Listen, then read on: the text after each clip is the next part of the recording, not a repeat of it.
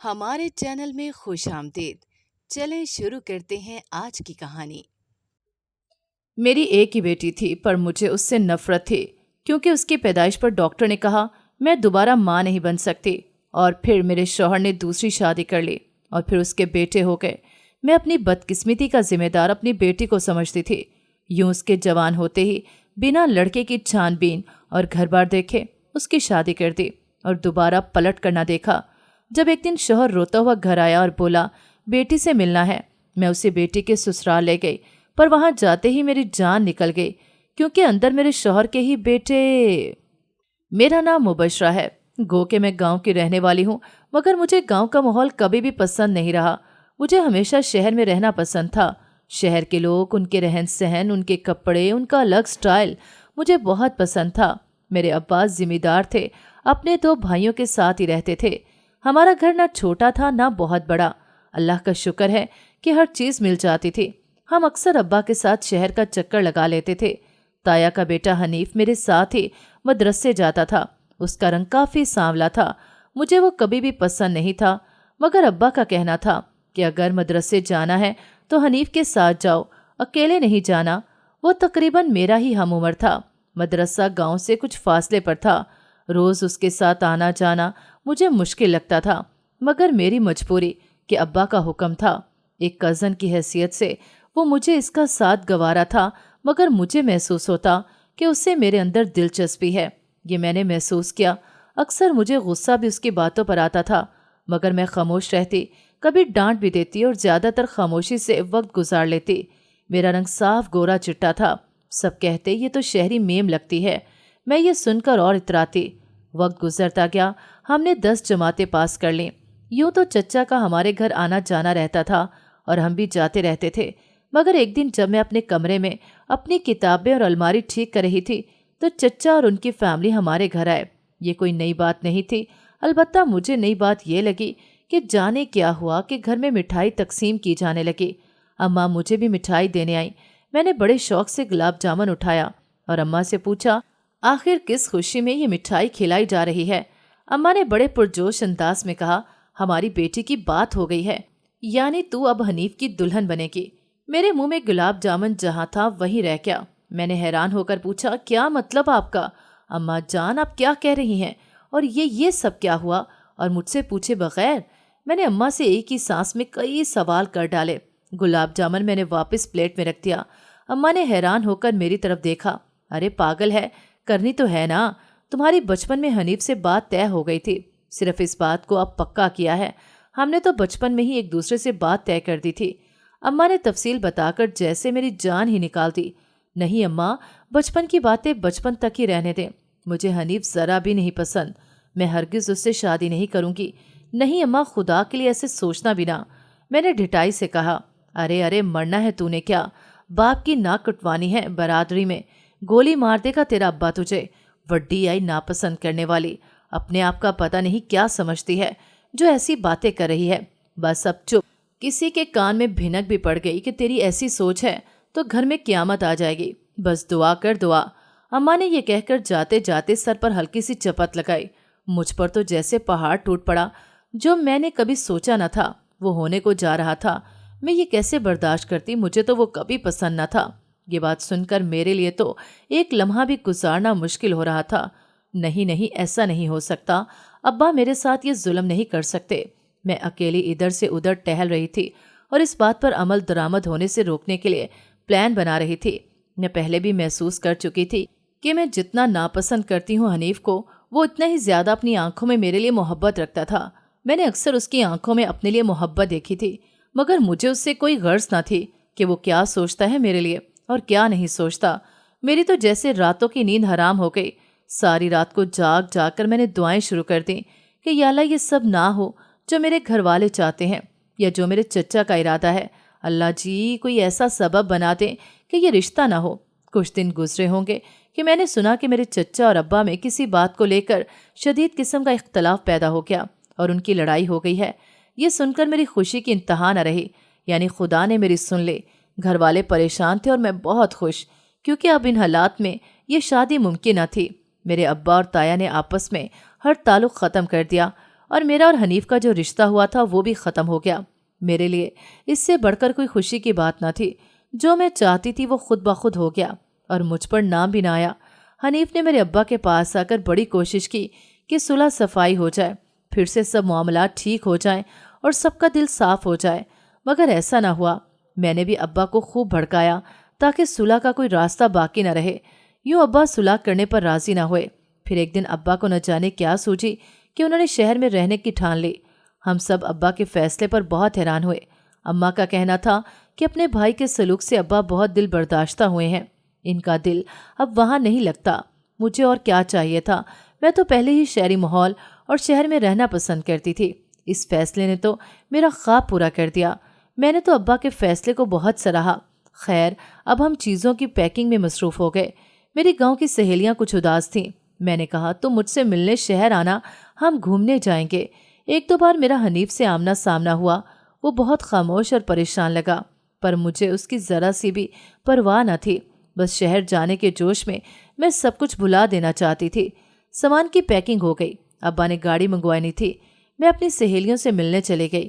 اماں آس پڑوس میں ملنے چلی گئیں۔ اپنا گاؤں چھوڑنا ایک بڑا مشکل مرحلہ ہوتا ہے، مگر جب ارادہ کر لو تو پھر دل اداس بھی ہو تو انسان کو نکلنا ہی پڑتا ہے۔ ہم سب سے مل کر گاڑی میں بیٹھے اور گاڑی فراٹے بھرنے لگی۔ راستے میں ٹیوبل کے پاس میری نظر حنیف پر پڑی۔ وہ حسرت بھری نظروں سے ہمیں جاتے ہوئے دیکھ رہا تھا۔ مجھے ذرا سا اس پر ترس آیا، یا یوں کہہ لو کہ خیال آیا۔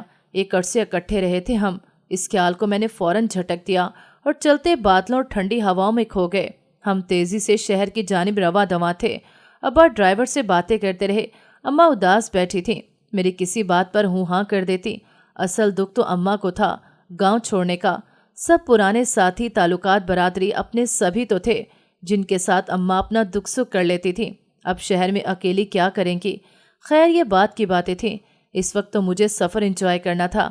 ابا نے پہلے ہی شہر میں مکان لے لیا تھا۔ سب انتظام کرنے کے بعد ہمیں بتایا کہ جانا ہے۔ وقت تیزی سے گزر رہا تھا۔ اللہ اللہ کر کے ہم شہر پہنچے۔ شہر کی عجیب ہی رونق ہوتی، ہر کوئی تیزی میں لگتا تھا۔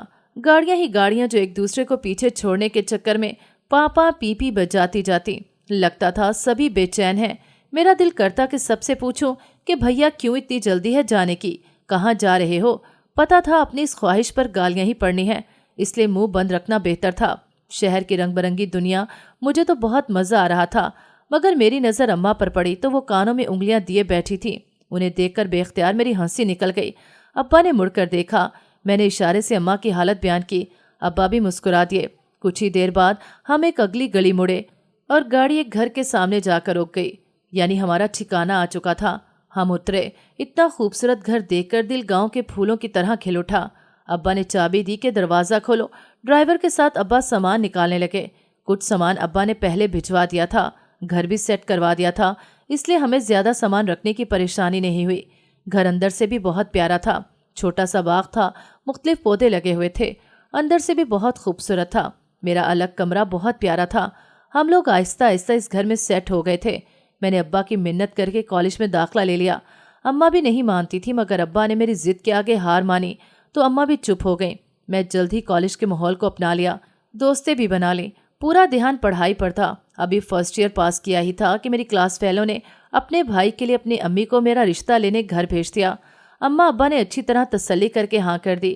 گو کہ میں اپنی پڑھائی مکمل کرنا چاہتی تھی، مگر ابا کے سامنے ایک نہ چلی۔ ویسے بھی جب اپنے ہونے والے شوہر کو دیکھا تو وہی میرے خوابوں کا شہزادہ لگا، جس کے بارے میں کبھی گاؤں میں سوچا کرتی تھی۔ میں آخرکار مان گئی اور جلد ہی میری شادی ہو گئی۔ میرا شوہر بہت اچھا تھا، صورت کا بھی اور سیرت کا بھی۔ باقی مردوں نے مردانگی تو دکھانی ہوتی ہے، تھوڑا غصے کا تیز تھا۔ البتہ میری ساس کافی تیز اور چلاک سی تھی۔ میں سارے گھر کا کام کرتی۔ ایک دن طبیعت خراب ہونے پر پتہ چلا کہ میں ماں بننے والی ہوں۔ میرے شوہر کی خوشی کا تو کوئی ٹھکانہ نہ تھا۔ ساس بھی دادی بننے پر خوش تھیں۔ بس ایک بات جو مجھے پریشان کرتی وہ یہ تھی کہ یہ دونوں اکثر باتیں کرتے ہوئے کہتے تھے کہ دیکھنا بیٹا ہوگا۔ ساس کہتی مجھے تو 2 پوتے اور 2 پوتیاں چاہیے ان 4 سالوں میں۔ شوہر کہتے ہر سال ایک، امی پالنے مشکل ہو جائیں گے۔ تو ساس سر پر ہاتھ مار کر کہتی او پاگل، سب بچے پل جاتے ہیں ایک ساتھ، تم فکر نہ کرو، بس دعا کرو کہ پہلا بیٹا ہو۔ برادری میں رو پڑتا ہے، گاؤں مٹھائی بھی تو بھجوانی ہے۔ اماں ذرا اکڑ کر جواب دیتی میرا شوہر میرا خیال رکھتے تھے، میری اماں ابا بھی بہت خوش تھے۔ وقت گزرتا گیا، آخر وہ گھڑی آ ہی گئی جب ایک تکلیف دہ مرحلے کے بعد میری گود میں میری بیٹی کو ڈال دیا گیا۔ مجھے ماں بننے کا شرف حاصل ہوا۔ مجھے تو خوش ہونا تھا، مگر ساس اور شوہر کا سوچ کر ایک خوف بھی تھا، کیا رد عمل ہوگا ان کا بیٹی کا سن کر۔ میں باہر آئی تو ان دونوں کو کوئی خاص خوشی نہیں تھی، حالانکہ یہ ان کے گھر میں پہلے بچے کی آمد تھی۔ خیر، ساس نے کہا چلو اس بار خواہش پوری نہیں ہوئی تو اگلے سال ضرور پوری ہونی چاہیے۔ صبح ڈاکٹر چیک اپ کے لیے آئی تو اس نے ایک ایسی خبر سنائی جو بجلی بن کر ہم پہ گری۔ ڈاکٹر نے کہا کہ کچھ پیچیدگیوں کی وجہ سے اب آپ کی بیگم کبھی ماں نہیں بن سکے گی۔ مجھے افسوس ہوا، پر یہی حقیقت ہے۔ ڈاکٹر تو یہ کہہ کر چلی گئی، مگر ہم سب پر سکتہ سا طاری ہو گیا۔ میرا شوہر تو سر پکڑ کر بیٹھ گئے اور ساس جیسے نفرت سے مجھے اور بیٹی کو دیکھتے ہوئے وارڈ سے باہر نکل گئیں۔ میری خوشی بھی دکھ کے پہاڑ تلے دب گئی۔ ان دونوں کی خواہشات میں کبھی پوری نہ کر پاؤں گی۔ مطلب یہ بیٹی میرے لیے اتنے برے بخت لے کر آئی؟ نہیں۔ اسی غم میں ہم گھر آ چکے تھے۔ گھر میں خوش ہونے کی بجائے خاموشی کے بادل چھائے ہوئے تھے۔ نہ ساس کو میری پرواہ، نہ ہی شوہر کو فکر۔ میں نے شوہر سے بات کرنا چاہی کہ اس میں میرا کیا قصور ہے؟ خدا کی طرف سے ایسا ہوا۔ خدا نے اولاد کی نعمت تو دی ہے نا، ہم محروم تو نہیں، پھر اتنی بے دلی کیوں دکھا رہے ہیں؟ مگر انہیں تو اماں کی فکر تھی، ان کی خواہشات پوری نہ ہونے کا غم تھا۔ نہ ساس بچے کو اٹھاتی، نہ ہی شوہر بیٹی کو پکڑتے۔ میں ہی چھلے میں سب کام کرتی اور بیٹی کو بھی سنبھالتی۔ کبھی کبھی مجھے بھی اس پر بہت غصہ آتا کہ میرا سکون اس کے لیے آنے سے ختم ہو گیا، اس کے آنے سے میں شوہر کی توجہ سے محروم ہو گئی۔ کبھی دل کرتا اسے بہت ماروں، اپنا سارا غصہ اس پہ نکال دوں، مگر پھر رک جاتی کہ معصوم ہے۔ بس میں منفی اور مثبت سوچوں کے درمیان کھلونا بنی ہوئی تھی۔ بڑا مشکل وقت تھا۔ جوں وقت گزرتا جا رہا تھا اور بچی بڑی ہوتی جا رہی تھی، مجھے اس پر پیار آنے کی بجائے غصہ آنے لگا تھا۔ شوہر اور ساس کی نفرت میں سلوک کی ذمہ دار میں اپنی اسی بچی کو گردانتی رہی، حالانکہ اس معصوم کو اندازہ بھی نہیں تھا کہ اس کے اس دنیا میں آنا کتنا مشکلات کھڑی کر چکا تھا۔ میں اسے مجبوری میں پال رہی تھی۔ اکثر اسے روتا دیکھ کر میں خود بھی رونے لگتی۔ میرے اماں ابا کو میری ایسی حالت کا زیادہ پتہ نہیں تھا۔ ابا کو پتہ لگتا تو انہوں نے مجھے گھر ہی بٹھا لینا تھا یا پھر بندوق نکال کر لڑنے آ جانا تھا۔ ذمہ دار جو تھے جلد جذباتی ہو جاتے تھے۔ ایک دن اماں آئی اور انہوں نے خواہش ظاہر کی کہ مجھے چند دنوں کے لیے گھر لے جائیں۔ ساس نے بے دلی سے کہا کہ آپ کی بیٹی ہے، شوق سے لے جائیں۔ شوہر نے بھی کہا ضرور لے جائیں۔ میں نے کچھ کپڑے رکھے، اپنے بھی اور بیٹی کے بھی، اور اپنی اماں کے ساتھ میکے آ گئی۔ ماں باپ کا گھر ایسی جگہ ہے جہاں صرف سکون ہی سکون ہوتا ہے۔ میں بھی کچھ دن سکون کے گزار لوں گی۔ اماں کو میں نے سب کچھ بتا دیا، مگر ابا سے ڈر لگتا تھا۔ میری اماں میری بیٹی کو بہت پیار کرتی تھی، آخر نانی تھی۔ مجھے بھی کہتی کہ بیٹی ہے، رحمت ہے خدا کی، خیال کیا کر اس کا، مگر پتہ نہیں یہ سسرال والوں کی باتوں کا اثر تھا جو دل پتھر کا ہوتا جا رہا تھا۔ میں روز اپنے شوہر کو فون کرتی، مگر وہ کم ہی اٹھاتے، اور اٹھا بھی لیتے تو مصروف ہونے کا بہانہ کر کے جلد بند کر دیتے۔ سرسری سا حال پوچھتے اور بیٹی کو تو جیسے بھول ہی گئے تھے۔ میرے لیے ان کا یہ رویہ بہت تکلیف دہ تھا، مگر کیا کر سکتی تھی۔ ہفتے بعد میں نے اپنے شوہر کو کہا کہ مجھے آ کر لے جائیں، مگر انہوں نے ٹال مٹول کر دیا۔ ابھی رہو یا میں مصروف ہوں، یا گھر میں سفیدی ہو رہی ہے، کبھی کوئی بہانہ کبھی کوئی بہانہ۔ اس طرح 2 ہفتے گزر گئے۔ میں نے اپنے شوہر سے کہا کہ اگر آپ کے پاس وقت نہیں تو میں ابا کے ساتھ آ رہی ہوں، تو کہنے لگے نہیں، اماں کے ساتھ ایک دوست کی طرف جا رہے ہیں۔ ہاں، بیٹی کے نام کا اکاؤنٹ کھولا ہے، اس کے لیے پیپر پر تمہارے سائن چاہیے، بس میں جلدی میں آؤں گا، بینک بند نہ ہو جائے۔ میں خوش ہوگی کہ چلو بیٹی کا خیال تو آیا صحیح، شاید سب پھر سے نارمل ہو جائے۔ کچھ ہی دیر بعد شوہر آئے، بیٹی کے لیے کچھ چیزیں لائے۔ میں نے اندر آنے کو کہا، بولے واپسی پر آؤں گا، تم یہاں جلدی سائن کرو، بینک بند ہونے والا ہے۔ میں پیپر پڑھنا چاہ رہی تھی، اتنے میں بچی نے رونا شروع کر دیا۔ اماں کی آواز آئی کہ یہ گر گئی ہے، اسے پکڑو۔ میں اندر جانے لگی تو شوہر نے پہلے سائن کرنے پر زور دیا۔ میں نے جلدی سے سائن کیا اور اندر چلی گئی کہ آپ رکے، میں اسے لے کر آؤں۔ اس نے اوکے کہا۔ جب میں بچی کو لے کر واپس آئی تو میرا شوہر جا چکا تھا۔ میں حیران ہوئی، پھر سوچا ہو سکتا ہے بہت جلدی میں ہو۔ میں اندر آ کر کاموں میں مصروف ہو گئی۔ 2 دن بعد پھر شوہر کو فون کیا کہ میں آ رہی ہوں۔ پاس ہی شاید ساس کھڑی تھی۔ انہوں نے میرے شوہر سے فون لے کر کہا، بی بی وہیں رہو جہاں ہو، یہی تمہارے لیے بہتر ہے۔ تم ہمیں بیٹا نہیں دے سکتی اور میں نے اپنی نسل آگے چلانی ہے۔ بیٹی تمہیں مبارک، اور ہاں، میں نے اپنے بیٹے کی دوسری شادی کر دی ہے اور یہ اس کا حق ہے۔ میں نے چیخ کر کہا، آپ یہ کیسے کر سکتی ہیں؟ مجھ سے پوچھے بغیر یہ سب کیسے کر سکتی ہیں؟ میری بات کروائیں، تمہاری اجازت سے ہی اس نے دوسری شادی کی ہے۔ कल तुमने खुद इजाज़त नामे पर दस्तखत किए थे ना। मैंने कब किए? आप झूठ बोल रही हैं। मैंने परेशानी के आलम में टहलते हुए कहा। बहू बेगम कल तुमसे साइन लेने आया था ना, वो था इजाज़त नामा। वो बोली, मगर वो तो बैंक के पेपर थे, तो क्या धोखा देकर? नहीं, वो ऐसा नहीं कर सकते, ये जुल्म है, कुछ तो रहम करें। मैं मुसलसल रो रही थी। दूसरी तरफ से फ़ोन बंद हो गया। मैं सर पकड़कर वहीं बैठ गई। अम्मा मेरी आवाज़ सुनकर मुझे हैरानगी से देख रही थीं। फिर मेरे कंधा पकड़कर घबरा कर पूछा, जल्द बता, क्या हुआ? क्या कहा है उसने? मैंने रोते हुए सारी बात बता दी। वो भी बहुत ज़्यादा परेशान हुई। फिर प्यार से मुझे ज़मीन से उठाया और सोफे पर बिठाकर हौसला दिया। मेरी ज़िंदगी अंधेरा हो चुकी थी। मेरी हालत देखकर अब्बा को सारी बात बतानी पड़ी। अब्बा पहले तो मुझसे खफा हुए कि तुमने ये हालात क्यों नहीं बताए, मैं उसे गोली से उड़ा देता। अब्बा ने बंदूक निकाल ली कि उसे नहीं छोड़ूंगा। हमने मिलकर अब्बा को ठंडा किया कि पुलिस केस बन जाएगा, ये गांव नहीं शहर है। अब्बा ने मेरे शौहर को फ़ोन किया, उसने फ़ोन नहीं उठाया। अब्बा रोज़ कई बार फ़ोन करते। एक दिन उसके घर भी गए, पता चला वो तो घर तब्दील कर चुके हैं। किसी को कुछ पता न था कि वो कहाँ गए। थकार कर हम खामोश हो गए।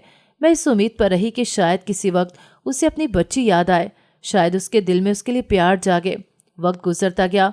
हर गुजरते लम्हे के साथ मुझे अपनी बेटी पर ज़्यादा गुस्सा आने लगा। मैं अपनी बर्बादी का जिम्मेदार उसको समझती। अम्मा ही उसकी हमदर्द थीं। गो कि मेरी बेटी थी, मगर उसकी पैदाइश पर मैं फिर माँ बनने से महरूम हो गई थी। ये ख्याल ही बहुत तकलीफ दे था। अम्मा मुझे समझाती थी। कभी कभी मुझे तरस भी आ जाता, मगर फिर वही सोचें वही ख्याल। वक्त गुजरता गया। बच्ची बड़ी हो गई थी। मैंने एक छोटे से स्कूल में पढ़ाना शुरू कर दिया था। आधा दिन उधर ही गुजर जाता था, बाकी दिन कुछ काम और अगले दिन की तैयारी में गुजर जाता। मेरी बेटी बड़ी हो रही थी, उसे सारी तवज्जो मेरी अम्मा देती थी। मैं अब खामोश जिंदगी के सफ़र पर निकल चुकी थी। अम्मा अब्बा भी बुढ़ापे की मंजिलें तेज़ी से तय कर रहे थे। लोगों के बच्चे पढ़ाती तो कभी कभी अपनी बच्ची का ख्याल आता, लेकिन अपनी ज़िंदगी से मुझे शिकवा बहुत था, या यूं कह लें मैं खुदगर्ज और बेहिसी के सहरा में भटकने लगी थी। अंदाज़ा था मुझे कि मैं गलत कर रही हूँ, पर अंदर से आवाज़ आती कि उसने पैदा होते ही मेरी सारी खुशियाँ छीन ली। सास और मेरे शौहर ने भी कौन सा मेरे साथ अच्छा किया। एक दिन मेरे शौहर के घर काम वाली स्कूल से वापसी पर मिली। उसने बताया कि आपके शौहर के घर दूसरा बेटा हुआ है, वो बहुत खुश हैं। वो मेरा अब भी शौहर था, क्योंकि अभी तक मैं उसके निकाह में थी। उसने ये एहसान किया था कि मुझे तलाक न दी थी। ये धब्बा मेरे दामन पर नहीं लगा था, और कभी कभी वो बेटी के लिए कुछ रकम भी भेज देता था। अम्मा उससे उसकी पसंद की चीज़ें ले देती थी। पहले तो मैंने ये पैसे लेने से इनकार किया था, मगर बाद में अम्मा ने समझाया, तुम्हारा ये हक है, बच्ची का खर्चा लेना चाहिए। तब से मैंने इस पर भी एतराज़ करना छोड़ दिया। अब कामवाली के मुंह से दूसरे बेटे का सुनकर दिल को बड़ी तकलीफ हुई। खुदा ने मुझे क्यों ना दिया। मैं आज अपने शौहर के साथ होती, अगर मेरा भी बेटा होता। बस जल सड़ के खामोश हो गई।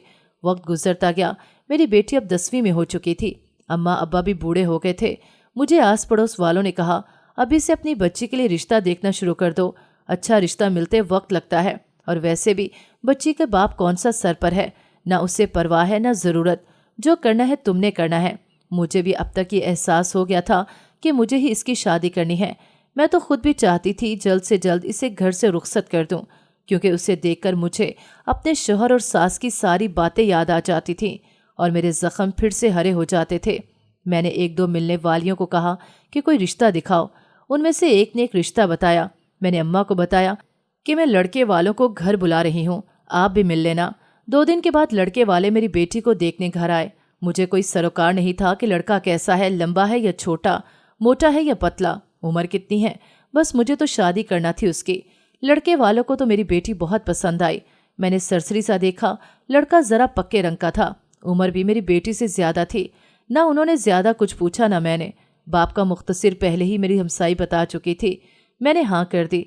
वो खुशी खुशी वापस चले गए। मुझे अम्मा ने कहा भी कि कुछ तो पता करवा लो, लड़के की उम्र ज़्यादा लग रही है, उनके आस पड़ोस से उनके बारे में पूछना चाहिए। पर मैंने अम्मा की बात एक कान से सुनी और दूसरे से निकाल दी। देखा जाएगा, ये कहकर मैंने बात ख़त्म कर दी और अम्मा को पैसे देकर तैयारी का कह दिया। इसका बाप भी जो पैसे देता था वो भी संभाले हुए थे। मैंने भी छुट्टी वाले दिन उसको साथ लिया और कुछ कपड़े सामान ले आई। आखिर दुनियादारी भी देखनी पड़ती है। सारी तैयारियां हो गईं, तारीख भी रखी जा चुकी थी। मेरी बेटी ने एक बार भी एतराज़ न किया, बल्कि खामोश रही। रुखसती का वक्त भी जल्द करीब आ गया। अब्बा बीमार रहने लगे थे। پھر بھی انہوں نے ہمت کر کے سارے کاموں میں بھرپور حصہ لیا۔ میرا دل پتھر کا ہوا تھا، مگر ان کا نہیں، وہ تو نانا نانی تھے۔ شادی بڑے اچھے طریقے سے ہو گئی، میری بیٹی اپنے گھر رخصت ہو گئی۔ میرے سر سے تو جیسے کوئی بوجھ اتر گیا۔ نہ اس کی رخصتی کے وقت میری آنکھوں میں آنسو آئے، نہ ہی مجھے اس کے جانے کے بعد کچھ یاد رہا۔ میں تو اپنے اسکول میں مصروف ہو کر اپنا ماضی جیسے بھلا ہی چکی تھی، اور یاد رکھ کر بھی خود کو مزید دکھ نہیں دینا چاہتی تھی۔ اس لیے بیٹی کو رخصت کرنے کے بعد پلٹ کر میں نے اس کا حال احوال بھی نہ پوچھا۔ جانا تو دور کی بات ہے، اماں مجھے کہتی رہتی تھی، مگر میں مصروفیت کا کہہ کر انہیں چپ کروا دیتی۔ وہ 2-3 بار گھر آئی، مگر میں اسکول تھی۔ ویسے بھی اسے پتا تھا کہ ماں کو میرا خیال نہیں۔ اسی دوران ابا کافی بیمار ہو گئے، بہت علاج کروایا، مگر وہ دوبارہ صحت یابی کی طرف نہ آ سکے، اور ایک دن ہم سب کو چھوڑ کر چلے گئے۔ گھر میں سناٹا سا چھا گیا۔ ابا خاموش رہتے تھے، مگر ایک وجود تو تھا دعا کرنے والا۔ کچھ رشتوں کا ہماری زندگی میں ہونا ہی بڑا معنی رکھتا ہے۔ ابا کے جانے کے بعد اماں خود کو بہت اکیلا محسوس کرنے لگیں، اس لیے میں نے ان کو کچھ وقت دینا شروع کیا۔ مگر جب وہ میری بیٹی کے بارے میں باتیں شروع کرتی تو میں کام کا بہانہ کر کے وہاں سے اٹھ جاتی تھی۔ پتہ نہیں کیوں میرا دل پتھر کا ہو گیا تھا، صرف دھڑکتا تھا، جذبات جیسے مر چکے تھے۔ میں نے بیٹی کی پلٹ کر کبھی خبر بھی نہ لی کہ کس حال میں ہے، کیسی ہے۔ اماں کبھی کبھی فون کر لیتی، مجھے سمجھانے کی بڑی کوشش کی، مگر بے سود۔ مجھے تو اپنی سمجھ نہیں آتی تھی کسی کی کیا آنی ہے۔ میرے نام کا شوہر بھی ہمیں بھول چکا تھا، ظاہر ہے اپنے جوان بیٹوں کے ساتھ اپنی دنیا میں مست ہوگا۔ اماں نے تو بہت کہا تھا طلاق لے کر دوسری شادی کر لو، مگر شاید مجھے اب بھی امید تھی کہ وہ لوٹ کر آئے گا۔ میں نے شادی کے بعد اسے دل سے اپنایا تھا، اب دل نہیں مانتا تھا کہ اپنے نام کے ساتھ کسی اور کا نام لگاؤں، اسی لیے خاموشی سے زندگی کا سفر طے کر رہی تھی۔ دن رات یوں ہی گزرتے رہے۔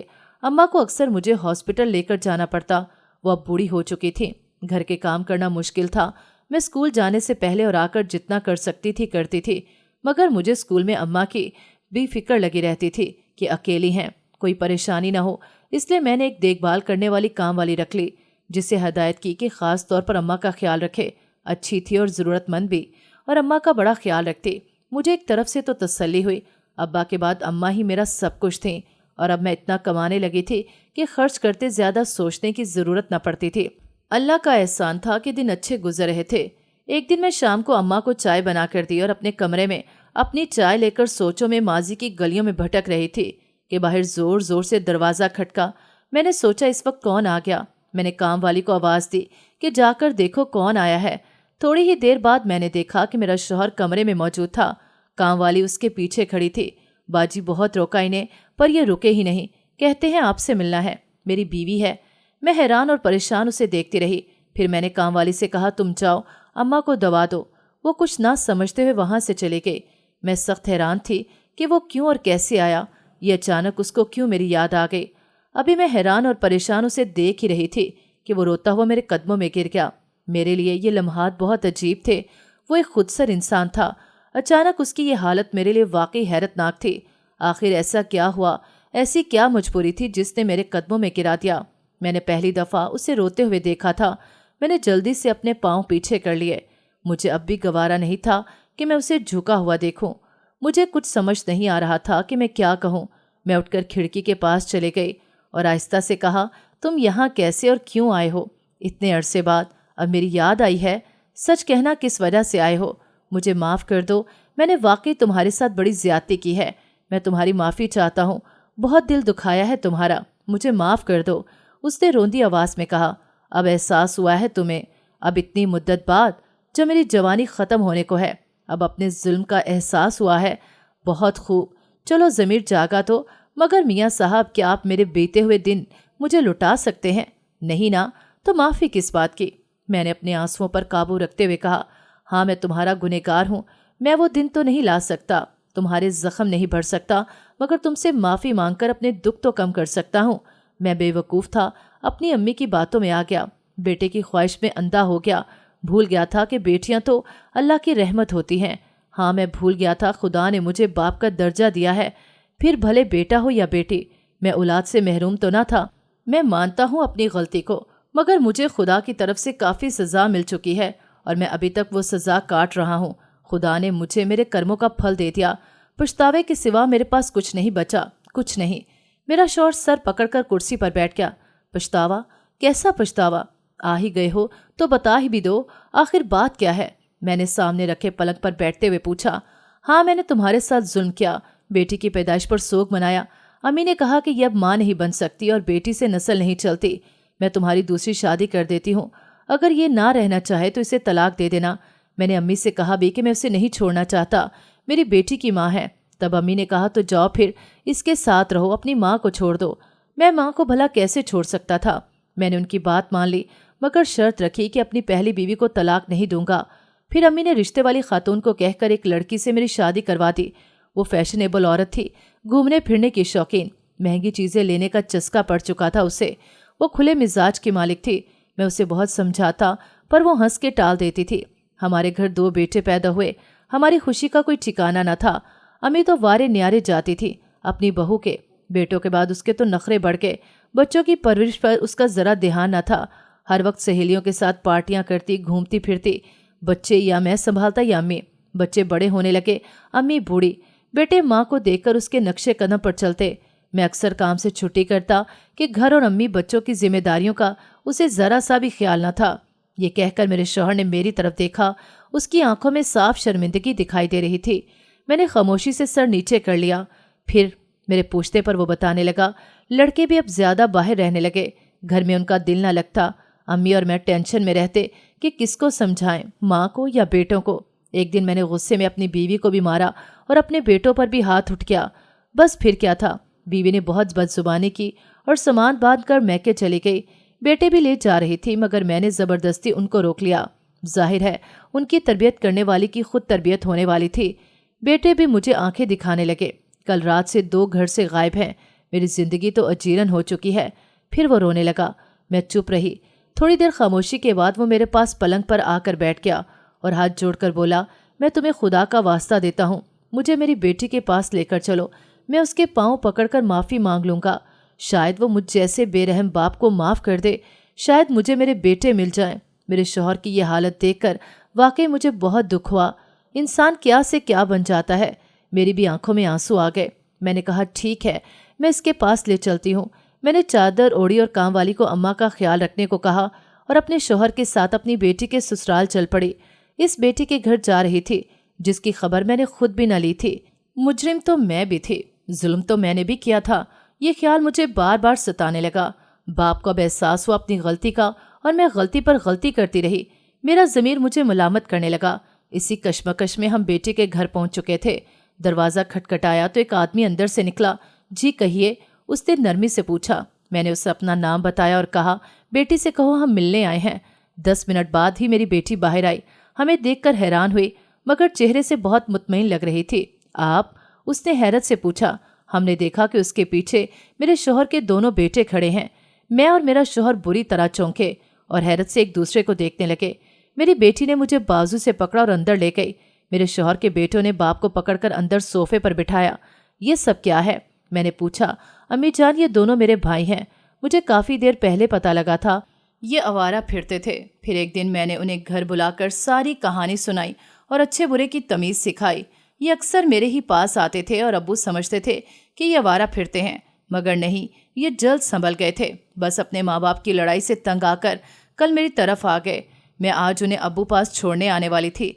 इसकी बातें सुनकर हम दोनों की आंखों से आंसू जारी थे। वो प्यार से बोले जा रही थी और हम हाथ जोड़कर उससे माफ़ी मांगने की हिम्मत पैदा कर रहे थे। और फिर हमने बहुत अश्कों के साथ उसके आगे हाथ जोड़ दिए, सर झुका लिया, इस उम्मीद पर कि शायद उसकी माफ़ी से खुदा हमें माफ़ कर दे। मेरी बेटी वाकई बहुत अजीम थी, बहुत अजीम, अल्लाह की रहमत।